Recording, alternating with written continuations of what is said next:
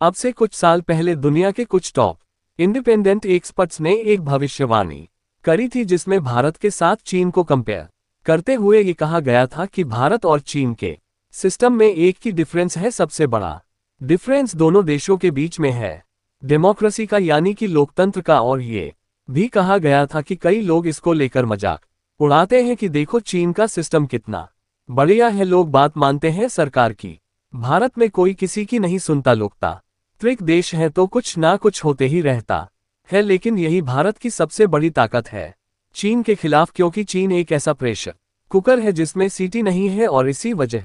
से जब वहां पर प्रेशर ज्यादा बढ़ता है ना, तो एक टाइम पर आकर कुकर फटेगा ही फटेगा। जबकि भारत एक ऐसा प्रेशर कुकर है जिसमें एक प्रॉपर सीटी लगी हुई है, इसीलिए जब भी प्रेशर बढ़ता है तो लोग प्रोटेस्ट करते हैं, लोग सड़कों पर उतरते हैं, सरकार के खिलाफ गुस्सा निकालते हैं, और गुस्सा निकालने के बाद शांति से अपने घरों की तरफ कुछ दिन के बाद लौट जाते हैं। लोगों का गुस्सा भी शांत हो जाता है और देश में विद्रोह नहीं होता, और इसीलिए भारत के अंदर कभी भी विद्रोह नहीं हो सकता। चीन के अंदर एक दिन ऐसा विद्रोह छिड़ेगा कि पूरे देश को ले डूबेगा, और ऐसा होता अब दिख रहा है। आप अपने स्क्रीन पर देखिए, रिपोर्ट्स निकलकर सामने आ रही है कि चीन के राष्ट्रपति शी जिनपिंग के खिलाफ उनकी ही पार्टी में अब विद्रोह होना शुरू हो चुका है, और बात इतनी ज्यादा आगे बढ़ चुकी है कि आप स्क्रीन पर यह दूसरा आर्टिकल देखिए। इसमें बताया गया है कि कम्युनिस्ट पार्टी की जो सेंट्रल लीडरशिप है, यानी कि शी जिनपिंग और उनके चेले चप्पा, उन्होंने कम्युनिस्ट पार्टी के तमाम मेंबर्स के लिए एक सर्कुलर जारी किया है, जिसमें कम्युनिस्ट पार्टी के मेंबर के लिए जो रूल है वह सख्त कर दिया गया है कि वह कैसे अब लोगों के बीच में क्या बात बोलेंगे, का क्या बिहेवियर होगा। हर एक चीज अब सेंट्रल कमांड से पूछकर ही उन्हें करनी होगी, और अगर ऐसा नहीं करेंगे तो उनके खिलाफ सख्त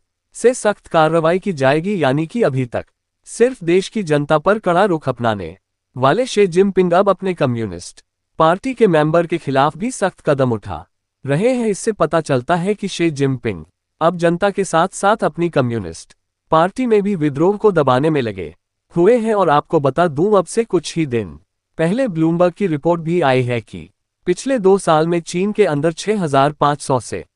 ज्यादा प्रोटेस्ट यानी कि प्रदर्शन हो चुके हैं, जिन्हें कम्युनिस्ट पार्टी ने दबाया है। उनकी खबरें बाहर आने नहीं दी गई, यानी कि दिखाता है कि लोगों में गुस्सा है वहां की सरकार और उसके रवैये के खिलाफ, और गुस्सा हो भी क्यों ना, लोगों की रोजी रोटी जा रही है, नौकरियां जा रही हैं, साथ ही लोगों ने जो पिछले 20 सालों में चीन की अर्थव्यवस्था के बढ़ते रुख के साथ पैसा कमाया, वो भी धीरे धीरे करके वहां के कम्युनिस्ट लीडर लूट रहे हैं, बैंकों के जरिए और रियल स्टेट कंपनियों के जरिए। और इसके ऊपर से शी जिनपिंग लोगों को राहत देने की बजाय उनके खिलाफ कार्रवाइयों कर रहे हैं। उन्हें किसी भी प्रकार की सोशल मीडिया पर पोस्ट नहीं डालने दी जाती। लोग अगर किसी चौराहे पर खड़े होकर बात करते हैं तो उन्हें गिरफ्तार कर लिया जाता है तुरंत। अगर कहीं पर 4 आदमी खड़े होकर सरकार के बारे में बात करने लगते हैं तो तुरंत वहां पर कम्युनिस्ट पार्टी के मेंबर्स पहुंच जाते हैं, पुलिस पहुंच जाती है। और कोई आदमी अगर परेशान है सरकारी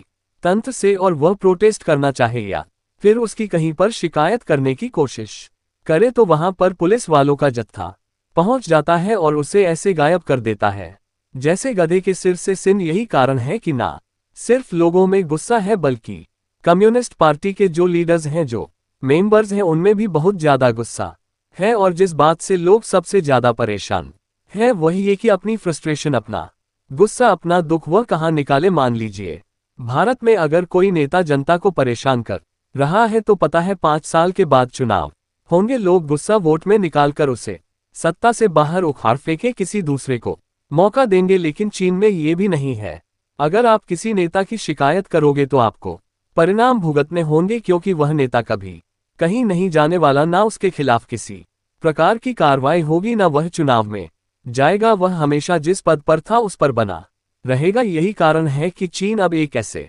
प्रेशर कुकर में बदलता जा रहा है जिसमें कोई सीटी नहीं है, और इसीलिए इस प्रेशर की वजह से इस कुकर का फटना 100% तय है, देर या सवेर।